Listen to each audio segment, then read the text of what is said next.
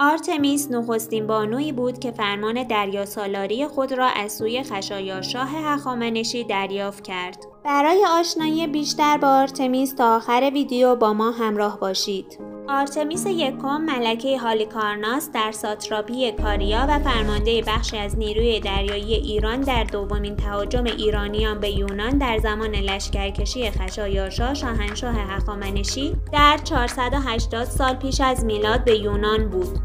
وی اولین دریاسالار زن جهان است که ایرانی بود. پدر آرتمیس لوگدامیس نام داشت. وی فرماندار شهر هالیکارناس مرکز کاریا بود و مادرش در جزیره کرت به دنیا آمده بود. نام همسر آرتمیس نامعلوم است. با این حال وی یک فرزند به نام پوسیندلیس داشت که پس از او حاکم هالیکارناس شد. در دوره هخامنشی این بانو ساتراپی کاریا را بر عهده داشت. در آن هنگام کاریا یکی از ساتراپ‌های ایران به شمار می‌رفت. ساتراپ در زمان هخامنشیان به فرماندار یا استاندار یکی از بخش‌های شاهنشاهی گفته می‌شود.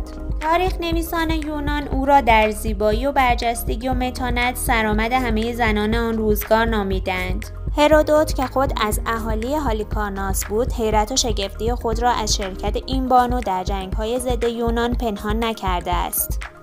بنابر گفته هرودوت، هیچ کدام از فرماندهان تابع ایران به اندازه او به خشایارشا رأی صائب ارائه نداده و راهنمایی گرانبها نکرده است.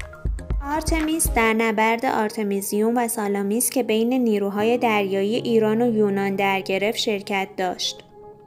آرتمیس برای نبرد سالامیس 5 کشتی فراهم ساخته که در هنگام نبرد آرتمیس در حالی که کشتی‌های آتنی در تعقیب او بودند و فرارش از تنگنا غیر ممکن بود، چاره‌ای اندیشید و او یک کشتی خودی را غرق کرد. آرتمیس با این کار یک تیر و 2 نشان زد، زیرا فرمانده کشتی یونانی با مشاهده صدمه‌ای که وارد شد پنداشت که با یک کشتی یونانی طرف است و از تعقیب او باز ایستاد و از طرف دیگر بر قدرت و احترام خویش در پیشگاه خشایارشا افزود.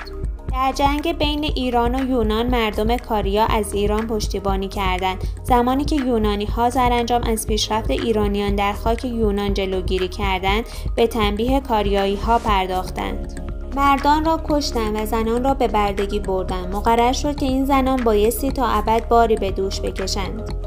به عنوان نمادی از بارکشی ابدی زنان کاریایی، ستون‌های زن پیکر به معماری یونان اضافه شد. چندین کشتی مدرن به نام آرتمیس نامگذاری شد. سنگین‌ترین کشتی جنگی که تاکنون در ناوگان جنگی ایران فعال بوده در زمان حکومت پهلوی به یاد این بانوی دریانورد نامگذاری شد.